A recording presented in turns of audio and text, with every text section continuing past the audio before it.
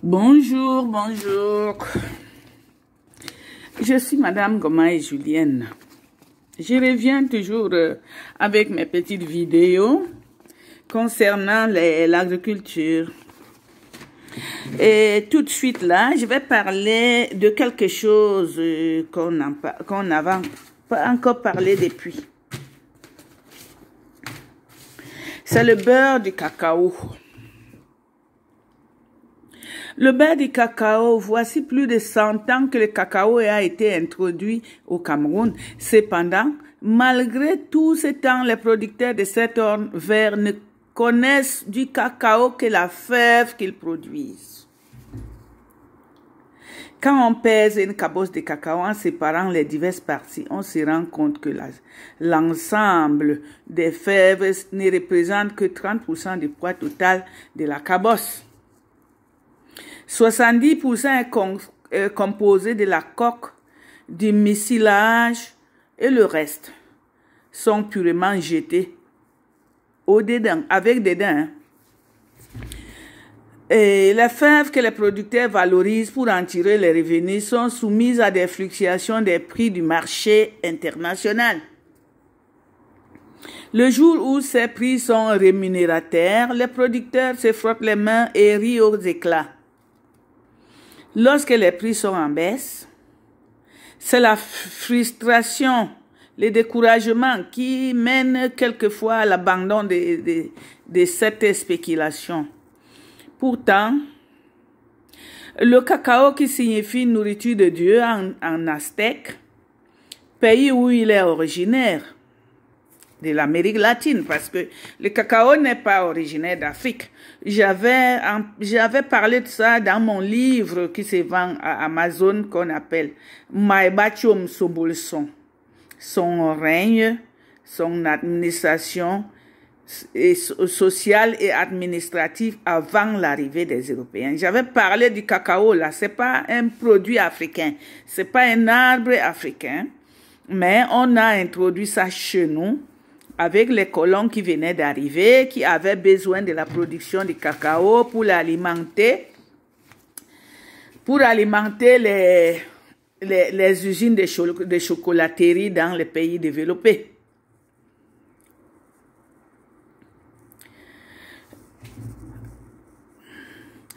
Pourtant, le cacao est bon, j'ai parlé de ça, le cacao, ce qui signifie nourriture de Dieu en aztèque, pays où il est originaire, peut être valorisé de 1000 manières.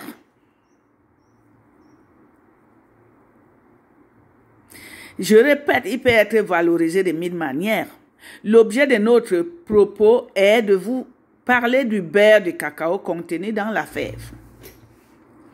Il y a lieu de lever le mythe autour de cette denrée que l'on appelle communément l'huile de cacao. Nous parlerons de la coque plus tard. Avant 1980, il était condamnable de voir le beurre de cacao et moins encore de le consommer. Les colons, en accord avec nos premiers décideurs, ont fait de ce beurre de cacao quelque chose de prohibé, réservé à une certaine classe. Jusqu'à nos jours, certains producteurs de cacao éprouvent encore un mauvais pressentiment lorsqu'on leur parlait de beurre de cacao.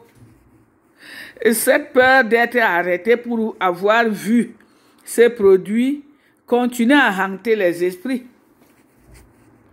L'extraction du beurre de cacao est pourtant une opération simple comme l'extraction de l'huile de palme, de l'huile de karité ou de l'huile d'arachide. Du moins dans sa forme artisanale. Néanmoins, l'extraction du beurre de cacao existe. Pourtant, quelques dispositions préalables sont à prendre. Sélectionner premièrement dans la plantation des cabosses bien mûres. Deuxièmement, décabosser les cabosses ainsi cueillies dans les 7 jours qui suivent la cueillette. Fermenter les fèves le jour même du décabossage. La fermentation du cacao est une opération toute particulière qui demande un savoir-faire que nous allons développer. Creuser un trou d'1,5 mètre de long et au moins 70 à 100 mètres de largeur pour le français de France, mais pour le français, notre français de Belgique, c'est 70 à 100 mètres de largeur. La profondeur va aussi de 50 cm à plus de... Selon la quantité de fèves à y mettre. On tapisse l'intérieur de tout avec des feuilles de bananier. On verse les fèves fraîchement décabossées dans le trou. Une fois l'opération terminée, on couvre avec les feuilles de bananier une fois de plus.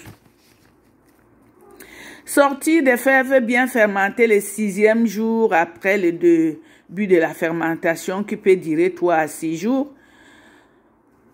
On les expose au soleil ou sur un four artisanal ou électrique.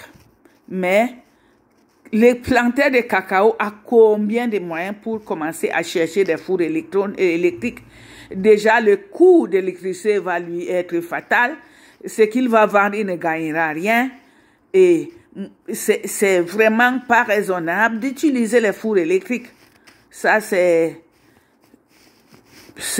au cultivateur de voir si vraiment c'est nécessaire d'utiliser les fours électriques. Parce que le four artisanal est même meilleur en tout.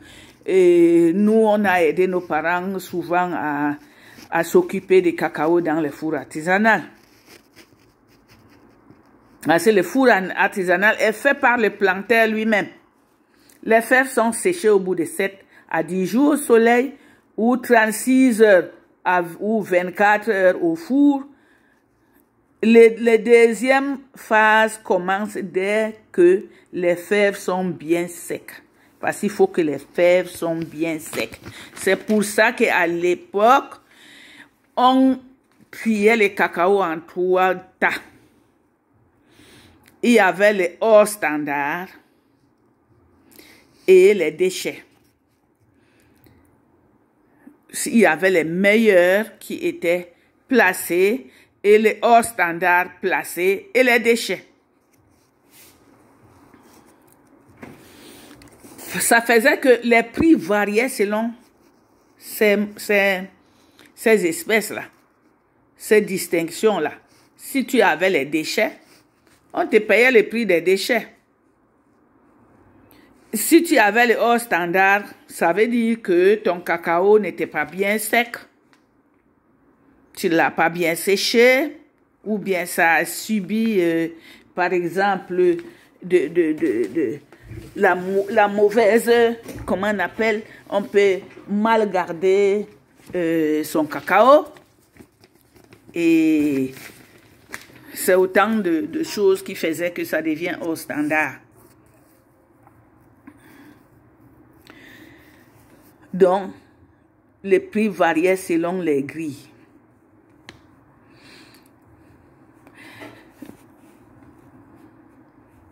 Quand le cacao est bien séché, il devient craquant entre les pouces. Et quand tu prends la fève comme ça, tu mets ça entre les 2 pouces, ça craque. On sent que c'est bien séché. Et c'est comme ça qu'on observe quand c'est séché pour enlever du four traditionnel. Maintenant, pour obtenir le beurre de cacao, première chose, griller les fèves qui sont secs. Dépellicuter toutes les fèves grillées. Écraser finement les fèves. Débarrasser de leur pellicule pour obtenir une pâte. C'est pour ça que j'ai dit dépellicuter. Ça veut dire enlever la pellicule. Chauffer de l'eau propre jusqu'à ébullition. Ça, c'est la fabrication artisanale, hein, je vous précise. Séparer l'eau en laissant une petite partie dans la marmite. Plonger la pâte dans la marmite sur un feu nourri. Tourner à l'aide d'une spatule la pâte dans la marmite dans un seul sens, en y ajoutant de temps en temps un peu d'eau chaude. le beurre apparaît alors au-dessus de la pâte. Lorsque le beurre, que les gens appellent vulgairement l'huile de palme, l'huile de cacao, c'est quelque peu stabilisé, enlevez la marmite du feu et l'incliner pour faire écouler le beurre du côté. Enlevez le beurre à l'aide d'une louche ou d'une cuillère. La pâte restée dans la marmite peut servir à deux choses. Être sucré, donc mettre du sucre pour donner la pâte chocolatée. Parce que c'est le reste du cacao, des fèves de cacao qui ont donné du beurre. La pâte là, c'est ça, avec ça qu'on fait la pâte de chocolat. Hein. On peut même faire le chocolat en poudre, on peut faire le chocolaté. Donc, c'est cette part-là qui sert à tout ça. Il faut faire fondre le sucre avant de le mélanger à la pâte. Pour obtenir le petit déjeuner, on doit sécher le cacao au soleil ou dans un four ensuite, écraser le cacao pour donner la poudre qui servira au petit déjeuner. Attention, le beurre se solidifie une fois refroidi. Il y a donc lieu pour une utilisation courante de le mettre dans un bocal adapté à l'usage.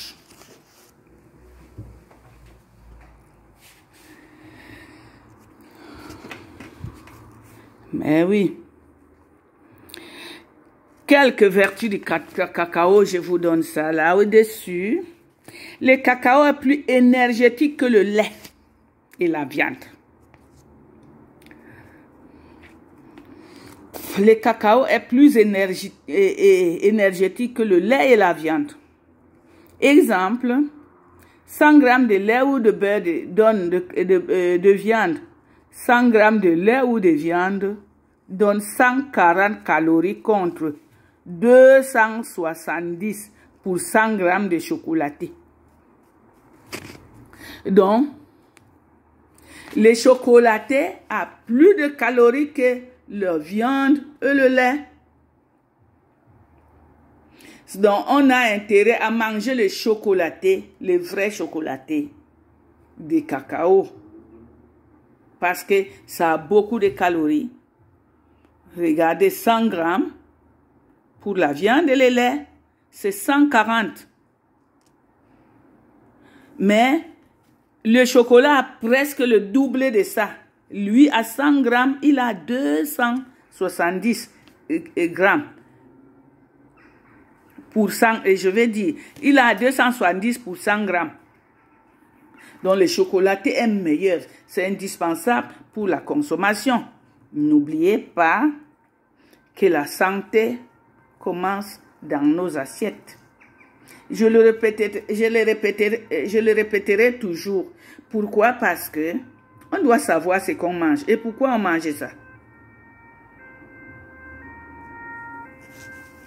La consommation de cacao réduit le taux de cholestérol. Le cacao lutte contre la dysphagie, contre l'anémie. Le cacao est un antidépresseur. Tout le monde connaît le stress qu'il y a aujourd'hui dans le monde moderne. Quand on dit que le cacao est un antidépresseur, on a intérêt à en consommer. Hein. Consommer même les fèves, même secs. Même les fèves secs, on en consomme. Hein. Ça a beaucoup de magnésium.